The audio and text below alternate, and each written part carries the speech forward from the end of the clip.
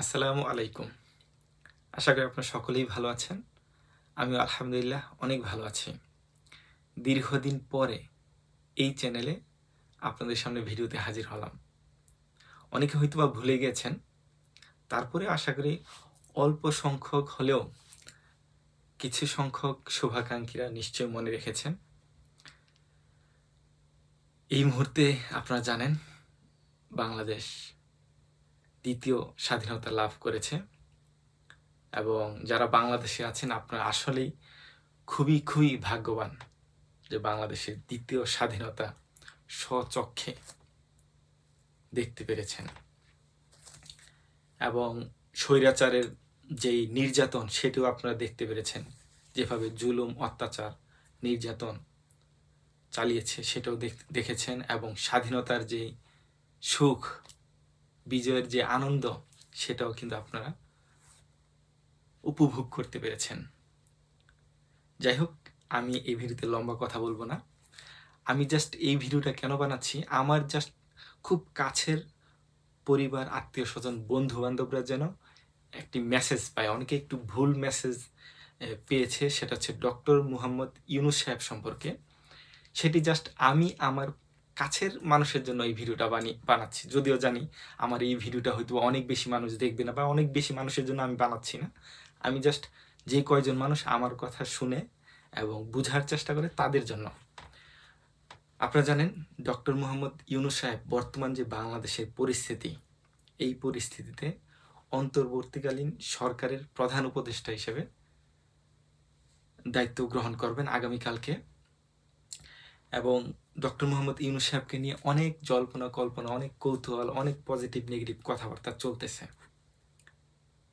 সেই সম্পর্কে যাদের মনে কিছুটা হলেও নেগেটিভ আছে, আমি আপনাদের জন্য এই ভিডিওটা বানাচ্ছি। নাম্বার 1, এই মুহূর্তে বাংলাদেশের হাল ধরার জন্য বাংলাদেশে যদি কোনো একজন ব্যক্তি থেকে থাকে, তিনি হচ্ছেন ডক্টর মুহাম্মদ ইউনূস সাহেব।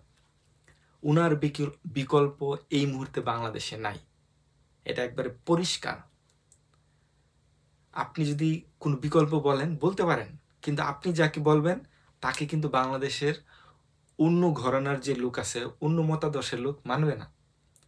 তো সেই দৃষ্টিকোণ থেকে ডক্টর মুহাম্মদ ইউনূস সর্বজন স্বীকৃত এবং সব লেভেলের মানুষ মানবে। ছাত্র বলেন, ডাক্তার বলেন, ইঞ্জিনিয়ার বলেন, বিএনপি বলেন, জামাত বলেন, চরমুনাই বলেন, হেফাজত বলেন, আওয়ামী লীগ বলেন, সবাই মানবে।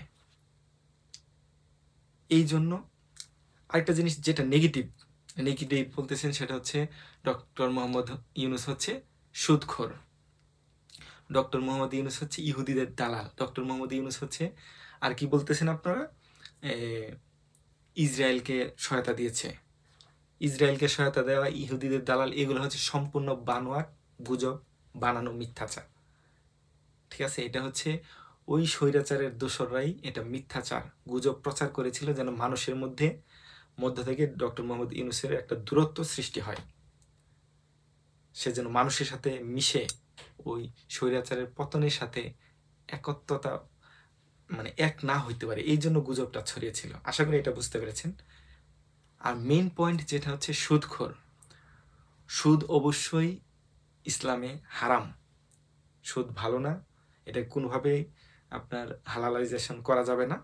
তবে এই মুহূর্তে বাংলাদেশ না সারা বিশ্বে সুদে ভরপুর। বাংলাদেশে আপনি কোথায় সুদ নাই, ব্যাংক বলেন, প্রত্যেকটা ব্যাংক সুদের কারবার করতেছে। আপনি কোন ব্যাংকের কথা বলবেন? ইসলামী ব্যাংক বলবেন? আপনি যেই ব্যাংকে টাকা রাখেন সেই ব্যাংক সুদের কারবার করে, তাহলে আপনিও প্রত্যক্ষ পরোক্ষভাবে সুদের সাথে জড়িত। আমরা সবাই কোনো না কোনোভাবে বর্তমানে সুদের সাথে জড়িত। সেই ক্ষেত্রে শুধুমাত্র উনি একটি ব্যাংক প্রতিষ্ঠা করেছেন বলে উনাকে আমরা সুদখোর বলে উনাকে আমরা প্রত্যাখ্যান করতে পারি? কোনোভাবেই না।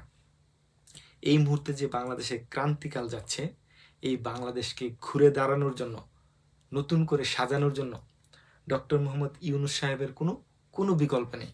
ডক্টর মুহাম্মদ ইউনূস সাহেব যদি প্রধান হিসেবে দায়িত্ব গ্রহণ করেন, সারা বিশ্বের সাথে উনার যে একটা সম্পর্ক, সেটা কিন্তু উনি বাংলাদেশের জন্য ভালো কিছু অর্জন করে নিয়ে আসতে পারবে।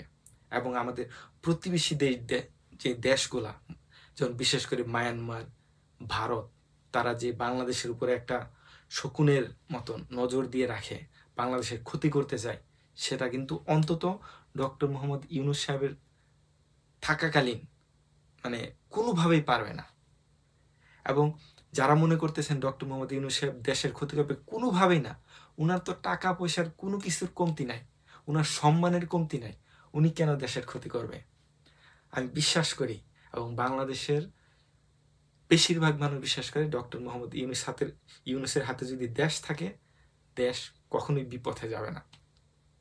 এবং উনি তো সারা জীবনের জন্য, 5 বছরের জন্য, 6 বছরের জন্য, 10 বছরের জন্য আসতেছে না, উনি সংক্ষিপ্ত সময়ের জন্য উনি দেশটাকে গড়ে দিয়ে যাবে, পরবর্তী সরকার এসে যেন সহজেই বাংলাদেশ চালাইতে পারে। তো সেই জন্য অবশ্যই আমাদেরকে ডক্টর মোহাম্মদ ইউনূসকে সহযোগিতা করতে হবে। প্রত্যেকটা সেক্টরের মানুষ আমরা ডক্টর মোহাম্মদ ইউনূস সাহেবকে সহযোগিতা করব। আরেকটা কথা, ডক্টর মোহাম্মদ ইউনূস সাহেব কিন্তু একা দেশ চালাবে না, উনার সাথে আরও অনেক মানে সর্বজন স্বীকৃত বুদ্ধিজীবীরা কিন্তু থাকবেন, উনার সাথে কাজ করবেন। বর্তমানের বাংলাদেশ কোনোভাবেই ভুল পথে যাবে না, দুর্নীতির পথে যাবে না, আমরা এটা বিশ্বাস করতে পারি। এবং আমরা বিশ্বাস করতে পারি আমাদের বর্তমান সেনাপ্রধানের উপর।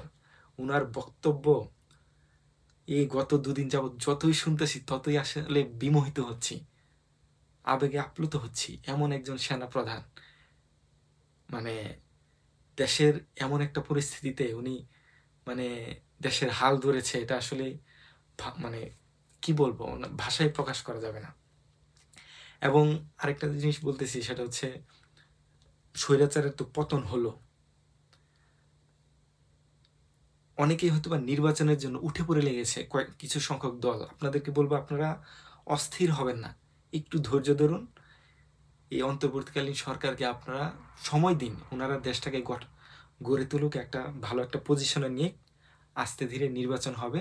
অবশ্যই যাদের যোগ্যতা থাকবে তারা নির্বাচিত হবে, আগামীতে দেশের সরকার হিসাবে দায়িত্ব গ্রহণ করবে। সেই জন্য তাদেরকে সময় দিতে হবে, অস্থির হওয়া যাবে না। তো আপনারা যে এতদিন যাবৎ স্বৈরাচারের আন্ডারে ছিলেন, আমরা মানে কেউ তো কথা বলতে পারেন নাই, সেই ক্ষেত্রে এখন যে মানে কথা বলার একটা স্বাধীনতা পাইতেছেন, এটা কম কিসের?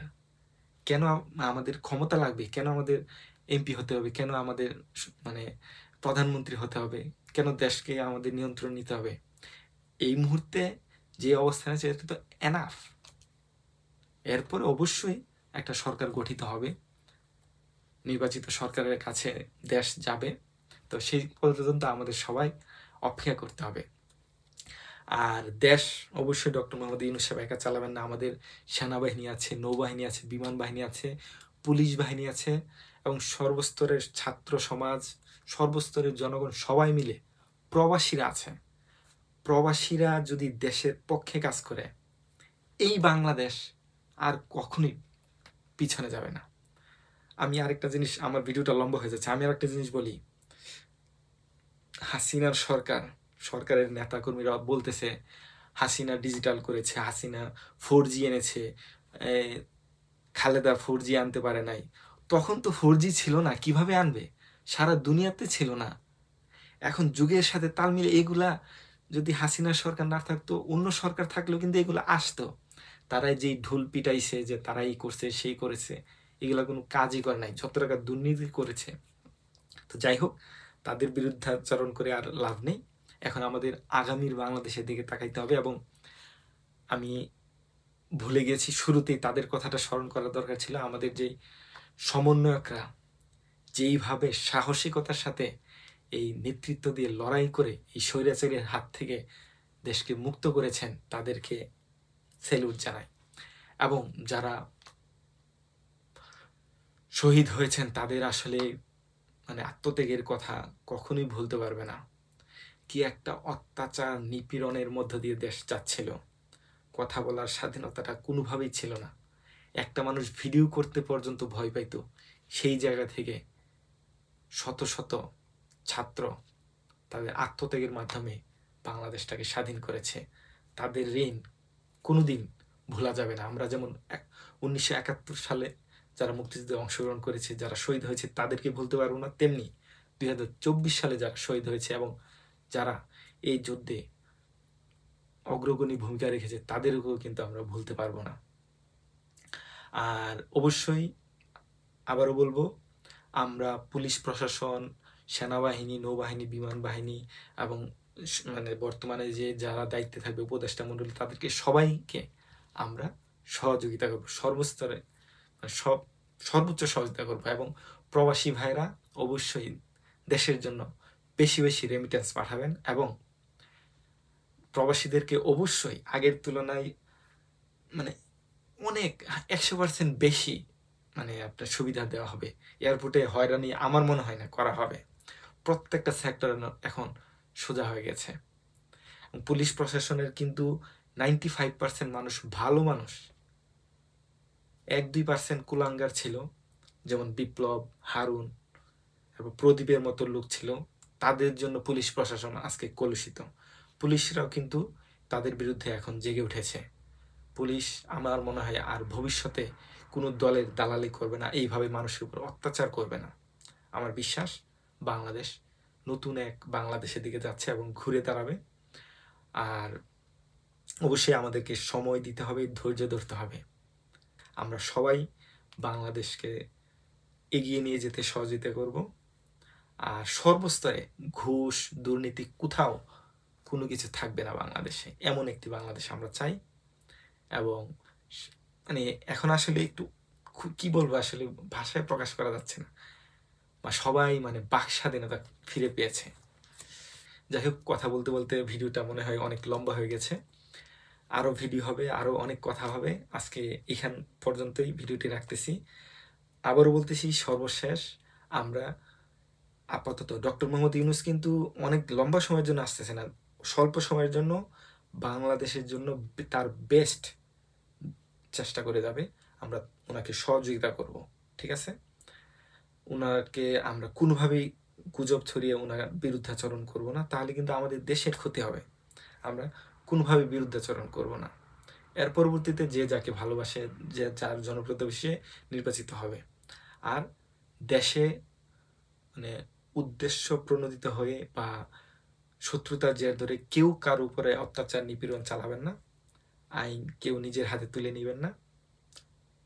এই কামনায় সবাই ভালো থাকুন, সুস্থ থাকুন। আবারও দেখা হবে। আসসালামু আলাইকুম।